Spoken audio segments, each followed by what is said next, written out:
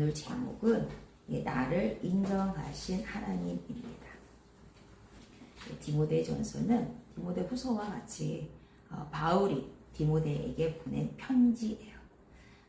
우리는 지금 전화나 영상이나 기타 여러 가지 매체를 통하여 우리의 마음을 이렇게 전달을 하지만 당시에는 가지를 못하니까 이렇게 편지를 써서 자기의 심중을 얘기를 하죠. 근데 글이라는 것은 사실 그래요. 정제된 언어이기 때문에 이 정제된 언어에서 그 상대가 나에게 말하는 것을 정확하게 인지하기가 굉장히 어렵습니다.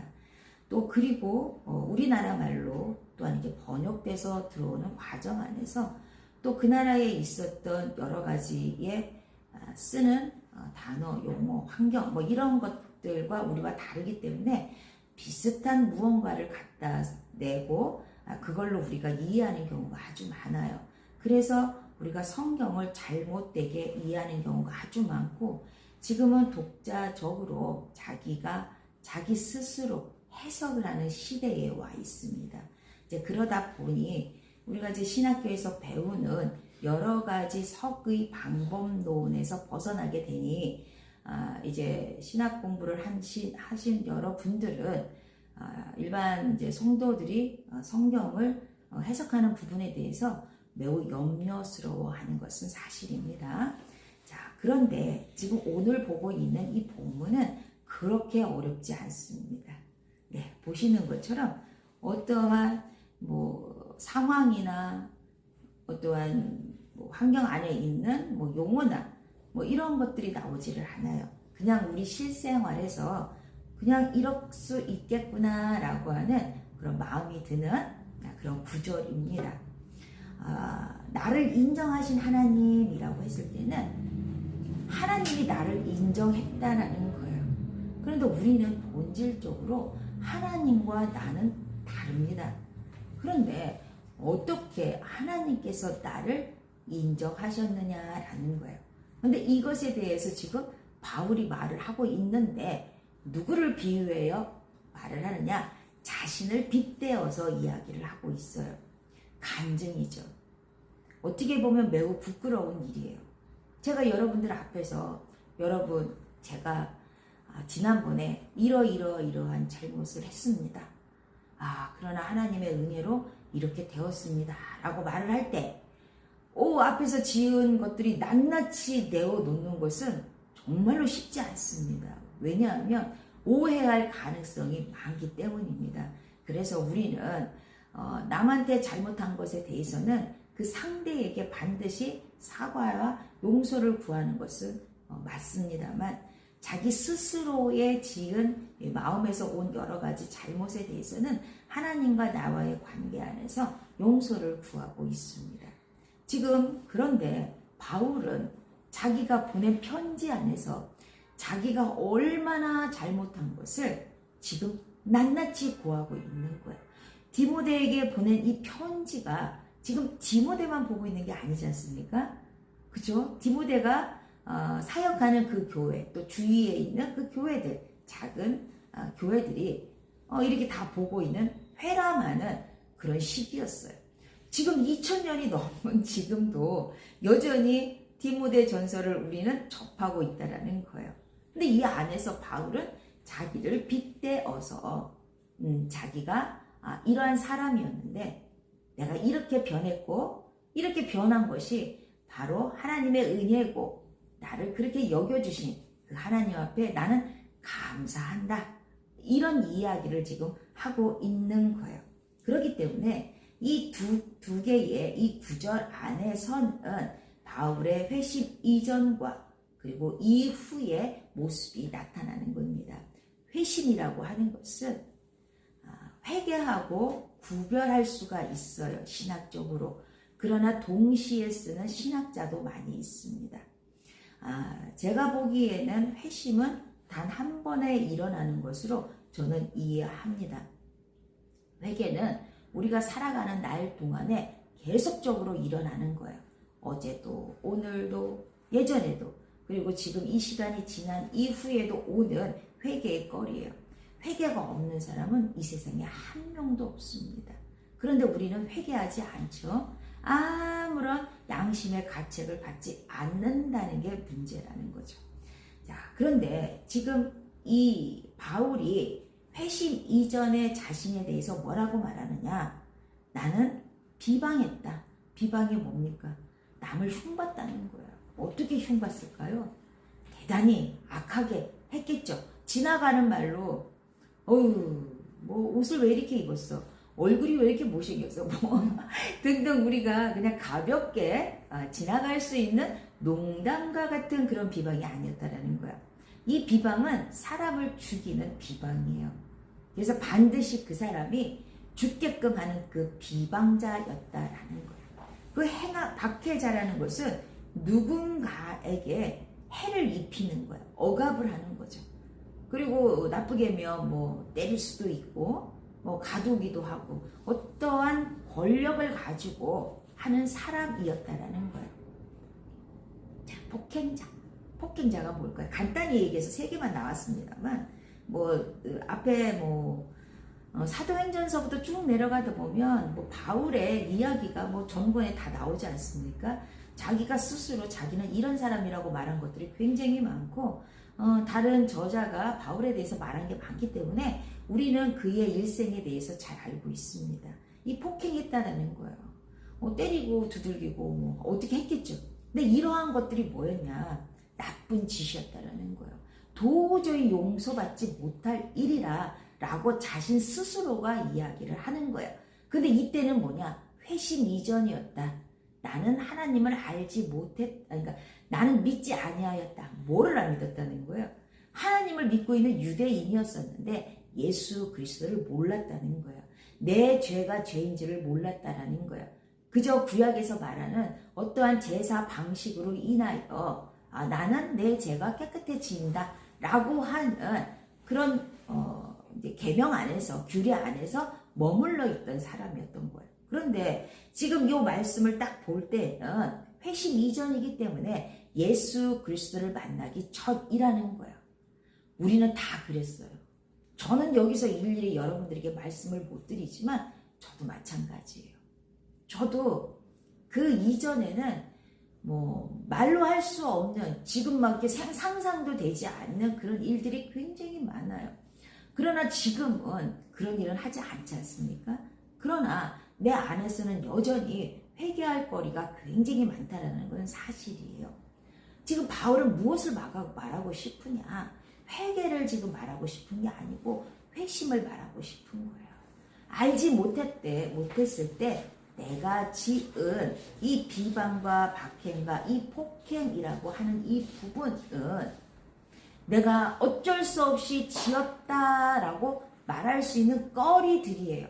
그럼에도 불구하고 자기는 이것이 죄였다라고 고백을 하며 하나님 앞에 긍휼을 얻었다라고 지금 이야기를 하고 있는 것입니다.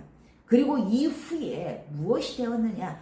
바로 12절에 나오는 것처럼 나를 능하게 능력 있게 하신 그리스도 예수 우리 주께 내가 감사함은 나를 충성되이 여겼다라는 거예요.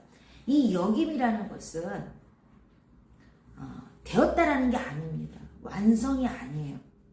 완성이 되지 않았지만 그렇게 될 것이라고 기대하는 거예요. 우리가 자녀를 키우잖아요. 자녀들이 말 하나도 안 들어요. 어릴 때. 그러나 그 아이가 그대로 머문다면 부모에게 무슨 희망이 있겠어요. 그렇죠? 그러나 이 아이가 나이가 먹고 또 교육을 받고 또 여러 가지의 환경 안에서 놓이게 되면 아이가 변화가 될 것이다. 훌륭한 사람이 될 것이다. 혹은 신앙 안에서 이렇게 잘할 것이다. 라고 기대하는 것이 있어요. 그게 바로 여기는 거예요. 저가 여러분 앞에 이렇게 서 있지만 저는 완전한 사람이 아닙니다. 여전히 저도 회개할 거리가 굉장히 많고 하나님 앞에 감사하고 또한 나의 잘못을 하나님 앞에 고백하는 그런 사람이에요. 그런데 내가 지금 여기 서 있는 것은 하나님께서 목사로 불러서 여기에 서 있는 것이고 목사로서의 어느 티끌만한 무언가를 여겨주셔서 감히 제가 하나님 말씀을 대언하는 자가 되었다라는 겁니다. 그럼에도 여러분과 저는 동일한 사람이라는 것 뿐입니다. 그런데 이때에 나온 것을 볼 때 12절에 뭐라고 말을 하냐면 충성이라는 말이 나와요. 그죠? 이 충성이라는 말을 우리나라 말로 보면은 진정으로 마음속에 우러나는 어떠한 정성이래요. 우리가 군대에서는 뭐라고 얘기합니까? 충성 그러죠. 그럼 무엇을 하겠다는 거? 나는 진정으로 이 나라를 위하여 내 한 몸 줄 수 있는 나는 그런 마음으로 나는 이 군인으로서의 그 복무를 다하고 있다. 이렇게 자기를 고백하는 인사잖아요. 자, 그런데 원어에 찾아보니 이 충성이란 이 단어는 신뢰할 수 있는 신실한 믿을 만한이에요. 그런데 이 단어가 뭐냐? 수동태라는 거예요. 수동적이에요. 수동과 능동은 달라요. 능동은 내가 주장해서 가는 거예요. 내가 주체가 되는 거예요. 그런데 이 수동이라고 하는 것은 누군가에 의해서 내가 신뢰할 만한 사람이 되는 거고 내가 신실한 사람이 되는 것이고 믿을 만한 사람이 되는 거예요. 누군가에 의해서 무언가에 의해서 영향을 받아. 그런 얘기예요. 그렇기 때문에 바울이 12절에 내가 주께 감사함은 말하는 것은 내가 그렇게 영향을 받았다라는 거예요. 그리고 13절에 있는 것처럼 내가 긍휼함을 얻어 영향을 받아. 내가 그렇게 되는 쪽으로 가게끔 하나님께서 인도해 주셨다. 내가 한 것이 아니다. 오직 하나님의 은혜였다. 그것이 너무 감사하다. 이렇게 이야기를 하는 것입니다. 그러한 예로 우리가 찾아볼 때에 야곱이 있었어요. 야곱은 약은 사람이에요. 아주 약았죠. 그 약아서 뭐 어쨌든 에서와의 그러한 장자권 때문에 라반의 집으로 도망을 쳤죠. 외삼촌 집으로 도망을 치고 20년은 있었어요. 20년. 근데 20년 동안에 이 야곱은 많은 고생을 했어요. 거기서 12명의 자녀를 낳았음에도 불구하고 여전히 그는 예전의 모습을 벗어나지 못했어요. 그런데 야곱이 이제 다시 가나안으로 들어오는 때에 에서 형님을 만날 수밖에 없는 상황이 온 거예요. 너무너무 두려웠어요. 왜냐? 자신은 장자권을 뺏은 당사자이고 뺏긴 형은 얼마나 분합니까? 잡히기만 하면 어떻게 하겠다라고 한 거죠. 그래서 군대를 데리고 에서가 나온 거예요. 그랬을 때 야곱은 너무너무도 무서웠어요. 그 전까지는 하나님을 그렇게 많이 찾지 않았어요.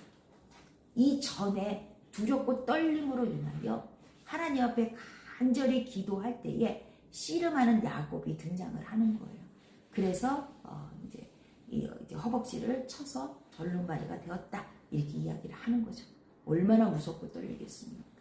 자기의 온 재산이 다 없어질 것이며 내가 금쪽같이 키운 12명의 자녀이 한순간에 다 몰살되고 자기 아내 4명이 전부 다 죽어야 되는 그리고 자신도 죽어야 되는 이 무시무시한 환경이 자신에게 있었을 때에 야곱은 돌이킵니다. 이것은 다 하나님께서 나에게 주시는 은혜로 인하여 내가 이 두려움을 떨칠 수 있다라는 거예요. 여러분 지금 방금 말씀드린 것처럼 하나님을 만나기 전과 후는 매우 달라요. 우리는 그렇게 살 수 있어요. 그렇게 살아요. 그런데 야곱은 이 이후에 계속적으로 담도 세우고 하나님 앞에 무조건 기도하고 그리고 애굽에 들어갈 때도 하나님 앞에 기도하고 들어갔어요. 그렇게 변화되는 거예요. 그래야만 되는 거예요. 이게 바로 수동적으로 우리가 신뢰할 만한 신실한 그리고 믿을 만한 사람이 되는 거예요. 사울이 있어요. 여러분들이 잘 알고 있는 이 사울은 다윗과 이렇게 대립되어 있는 사람이죠. 사울을 하나님께서 처음으로 기름 부었을 때는 괜찮았어요. 멋있는 사람이라고 표현이 되어요. 그러나 그가 왕이 된 이후에는 직권 남용이 심했죠. 자기가 최고인 것처럼 하나님을 대신하려고 했고 자기가 제사장 대신을 하려고 했고 이 모든 것들이 죄악이었어요. 이것은 하나님께서 여겨줬는데 스스로가 망친 거예요. 나쁜 예죠. 자, 그리고 삭개오를 볼게요. 여러분, 삭개오는 세리장이었어요. 세리장이라는 것은 세금 받는 세무서. 여러분, 세무서 굉장히 무섭습니다. 우리 그 대기업들이 세무조사 한 번 들어가면 완전 절단 나요. 그래서 세무조사 들어가기 전에 말을 잘 듣는 거예요. 안 걸릴 수가 없어요. 탈탈 털면 눈곱만큼이라도 나와요. 왜냐하면 돈이기 때문에 그렇습니다. 근데 그것을 맡은 짱이에요. 짱. 이 짱은 자기가 가지고 있는 권력이 대단하기 때문에 자기가 그러한 남용을 했던 사람이에요. 근데 예수님을 만났어요. 만나고 난 이후에 삭개오가 변화된 모습이 나옵니다. 이것도 아주 좋은 예죠. 자, 여러분은 어때요? 어떠신 거죠? 여러분 다 예수 그리스도를 믿는다고 하고 세례를 받은 거예요. 나는 얼떨결에 세례 받아서 난 잘 모르겠어 라고 할 수도 있어요. 그러나 세례 이후에 여러분들이 계속적으로 교회에 나온다는 이유는 분명히 있잖아요. 뭔지는 모르겠지만 내가 왠지 모르게 빠져도 되는데 이 빠지면 이 불편함과 이 뭔지 모르는 나의 양심의 가책이 막 오는 거예요. 그래서 앉아 있는 거예요. 그 시간을 들여서. 얼마나 피곤해요. 일해야죠. 또 살림해야 되죠. 노곤한 몸을 이끌고 이 시간에 1시간 정도 앉아 있는 이게 짧다고 하지만 쉬운 게 아니에요. 근데 이것을 지금 계속적으로 해오고 있다는 것은 내가 하나님의 자녀라는 것을 스스로 여기서 고백을 하고 있는 거예요. 그리고 세례를 받을 때 나는 한 번 하나님만 믿겠다라고 이미 선포를 한 거예요. 우리들 앞에서, 사람들 앞에서. 그래서 우리 교회에 들어온 거예요. 회라고 하는 그곳에 들어온 거예요. 그래서 예수 그리스도의 머리가 되신 이 교회의 하나의 지체로 우리가 있는 거예요. 이게 회심 이전과 이후의 모습이에요. 여러분은 회심 이후의 모습으로 여기 있어요. 그런데 우리가 자꾸 돌아가려고 해요. 이미 예수 그리스도를 믿는 믿음으로 내 죄가 사하여지고 하나님께서 나를 의롭다 하게 여겨주셨고 그래서 나를 양자 삼아 주셨고 양자 삼아 주신 거는 확정이에요. 내가 자녀가 된 거예요. 확정이에요. 매번 말씀드린 것처럼 호적 주민등록 등본상 아니면 가족관계 증명서에 내 이름이 딱 박힌 거예요. 그것을 고치려고 하면 우리 법원에 가서 고쳐야 돼요. 법으로 어떻게 해야 돼요. 벌금도 내야 되고. 자, 이렇게 우리가 그 안에 들어가 있어요. 그렇기 때문에 우리는 하나님께서 내 자녀야, 내 아들아, 내 딸아 라고 하면서 끝없이 이 사랑의 손짓을 우리 부모님들이 자녀에게 하는 것처럼 다 하고 계신다는 거예요. 그런데 우리보다 더 능하시고 그리고 영원하시고 불변하시는 이 창조주이신 그 하나님께서 주시는 그 축복은 우리가 감히 누리지도 못할 사람인데도 불구하고 누리고 산다는 거예요. 그런데 그것이 너무 가랑비처럼 받았는지 안 받았는지 잘 모르겠어서 그저 나는 안 받은 것처럼 여기고 있는 경우가 아주 많은 거예요. 지금 바울은 자기가 그러한 비방자이고 박해자이고 폭행자였지만 궁요를 입었다. 우리 또 다 궁요를 입었잖아요. 그리고 내가 감사함은 나를 그렇게 여겨주셨다라는 거예요. 그게 바로 직분입니다. 장로의 직분, 권사의 직분, 여러분들이 가지고 있는 집사의 직분 다 마찬가지예요. 이 직분이라는 것은 아무나 막 주는 게 아니에요. 제가 여러분들에게 집사로 이렇게 임명을 했지만 저 고민 많이 했어요. 고민 안 하고 대나가나 점 찍어서 이렇게 한 게 아니에요. 저도 사람인 나도 이런데 하나님께서는 이 충성되게 여기려고 하려면은 얼마나 많은 것을 쟀을까요? 그런데 그럼에도 불구하고 없음에도 불구하고 우리를 여겨주시고 직분을 주신 거예요. 그러니 내가 어떻게 살아야 될까요? 그걸 말해야 되는 거예요. 나는 인정을 받았어요. 그죠? 인정을 받았으니까 어떻게 살아야 돼요? 그날로 끝이 아니라 이 바울은 이렇게 말을 하고 죽는 그 순간까지도 여전히 충성된 사람으로 있었었다라는 거예요. 그러니 우리는 바울보다 못함에도 불구하고 우리 마음대로 회심 이전의 사람으로 살면 안 된다라는 거죠. 그렇기 때문에 지금 오늘 말씀처럼 내가 인정을 받았다면 현재의 내 모습이 하나님에 의하여, 긍휼에 의하여, 감사함에 의하여, 뭘로 인하여서 내가 그렇게 되었다라면 이것을 유지를 해야 되는 거예요. 근데 유지가 쉽지 않겠죠? 근데 유지를 하려고 하고자 하나님 앞에 간구할 때 그렇게 됩니다. 그러니 그러한 마음을 가지시고 내게 주신 그 은혜를 소멸치 마시고 날마다 내 안에서 은혜를 끌어올려서 하나님 앞에 나오는 것을 즐거이 하며 기뻐하며 하나님을 만나는 것을 아름답게 여기며 또 하나님께서 주시는 축복이 내가 감당하지 못할 만큼 주실 거라는 것을 믿는 믿음으로 사시는 여러분들이 되시기를 바라겠습니다. 아멘.